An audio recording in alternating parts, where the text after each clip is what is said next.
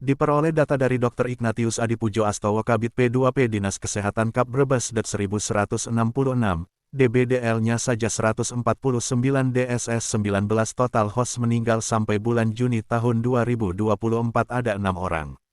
Demam deng adalah demam akibat infeksi virus deng. Kondisi ini sering disamakan dengan demam berdarah deng, padahal keduanya berbeda, terutama dari tingkat keparahan gejala dan penanganan yang akan dilakukan.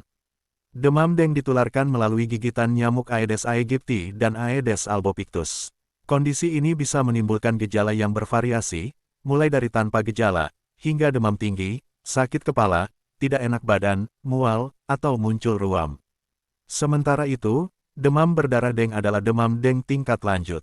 Gejala demam berdarah deng. Beberapa tanda yang menandakan demam deng berubah menjadi demam berdarah deng adalah demam atau riwayat demam selama 2-7 hari, mimisan, ruam merah yang tidak hilang dengan penekanan PTQ, gusi berdarah, atau urin berdarah, rendahnya kadar trombosit, trombositopenia, kurang dari 1,00000 per/CUBICMILLIMETER. Gejala Deng Shock Syndrome, DSS. Jika dibiarkan, perdarahan dan kebocoran plasma darah bisa yang menyebabkan shock, dan akhirnya demam berdarah deng berubah menjadi Deng Shock Syndrome dengan tanda dan gejala berikut, tekanan darah rendah, hipotensi, jari tangan dan jari kaki terasa dingin, dan lemas yang semakin berat, denyut nadi lemah dan cepat. Kementerian Kesehatan Kemenkes mengungkapkan angka kasus demam berdarah deng DBD naik 3 lipat dibandingkan Peduli yang sama terlalu. Kepala Biro Komunikasi dan Pelayanan Publik Nadia Tarmizi benci Januari-April tahun 2023 jumlah kasus DBD se-Indonesia 28.575 kasus. DBD yang meningkat 209% serangan DBD juga mengakibatkan jatuh korban jiwa bahkan 621 kasus di seluruh Indonesia. Dari data yang diperoleh Rumah Sakit Brebes Dr. Rasipin melalui Dr. Gigi Adi Supriyadi Kabak Humas dan Umum di Rumah Sakit Brebes. Aisyah Reina Fatwa meninggal umur 4 tahun 5 bulan warga Desa Keboledan RT 25 RW 03, meninggal pukul 5.08 Senin tanggal 1 Juli tahun 2024 dan dibawa ke rumah pukul 6.30 waktu Indonesia Barat. Untuk bulan Januari tahun 21 kasus, bulan Februari tahun 28 kasus, bulan Maret tahun 29 kasus, bulan April tahun 36 kasus, bulan Mei tahun 41 kasus, bulan Juni tahun 2024 ada 15 kasus. Pujo, ada Pujo, Kabid apa? P2? P2. P2, P singkatan apa Pak? Pencegahan dan penanggulangan penyakit. Oh, pencegahan dan penanggulangan penyakit. Nah, di tingkat nasional sendiri dari Kemenkes mengatakan DB itu mencapai 3 kali lipat dari tahun lalu. Itu sebenarnya di Brebes berapa kali lipat? Ya di sini memang ada peningkatan dibanding tahun 2023, di mana pada tahun 2023 itu kurang lebih pada akhir tahun ini sekitar 700-an. Tapi untuk tahun ini sampai bulan Juni ini aja sudah ada kurang lebih 1.333. Mana rinciannya itu demam dengue 1166,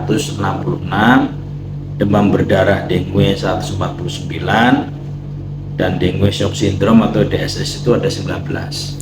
Ini masyarakat biar tahu ya. Beda antara DBD, DB sama DD sama DSS itu apa?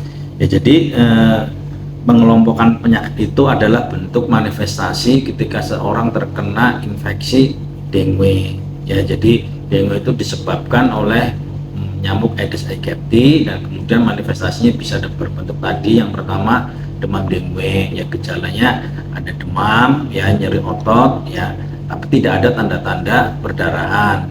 Sedangkan kalau DBD gejalanya sama tadi ditambah dengan adanya tanda-tanda perdarahan, baik yang secara laboratoris misalnya ada penurunan trombosit atau memang secara fisik yang memang keluar darah dari bisa dari lubang hidung, dari mata, itu bisa baru disebut DBD kalau ada tanda-tanda perdarahan baik secara yang fisik keluar ataupun memang secara mikroskop, secara laboratoris ditemukan adanya gangguan dari trombosit, penurunan jumlah trombosit. Sedangkan DSS adalah gejala yang berat, tindak lebih lanjut gejala lebih berat dari DBD, di mana orang mengalami shock, ya jadi penurunan darah, suhunya menjadi dingin, nah itu ya biasanya ya sudah berat, itu biasanya fatal akibatnya.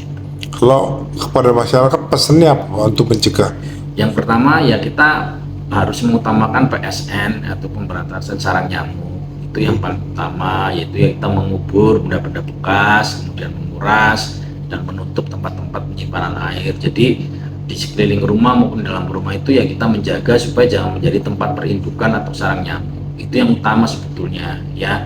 Fogging atau penyemprotan diperlukan memang jika ada terjadi kasus peningkatan jumlah kasus, bisa ada kasus meninggal atau memang ada peningkatan jumlah kasus di suatu tempat ya. Jadi itu kita akan mengadakan penyelidikan epidemiologi itu dari hasil PE itu atau penyelidikan epidemiologi itu, baru kita akan melakukan tindakan apakah fogging atau cukup pemberantasan sarang nyamuk.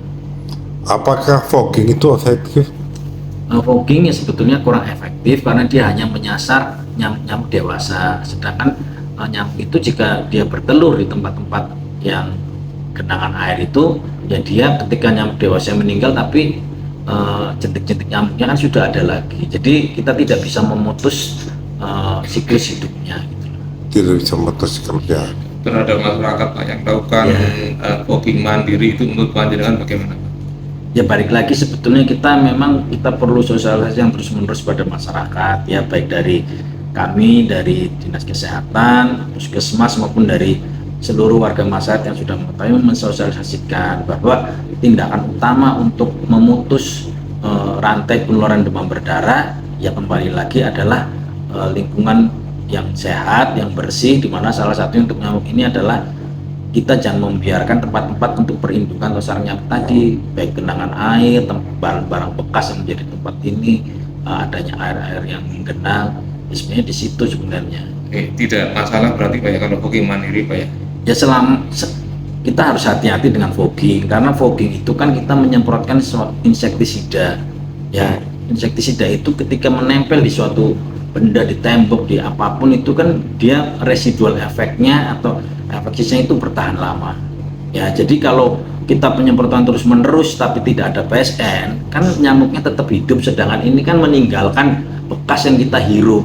Nah itu kan menjadi bahan yang karsinogenik juga, bisa menyebabkan kanker jika terus menerus ya terpapar seperti itu. Jadi ya kita harus membedakan, ada kalanya kita membutuhkan fogging kalau memang hasil penyelidikan epidemiologi itu memang mengharuskan, tapi di satu sisi juga kita harus tadi pemberantasan nyamuk yang utama.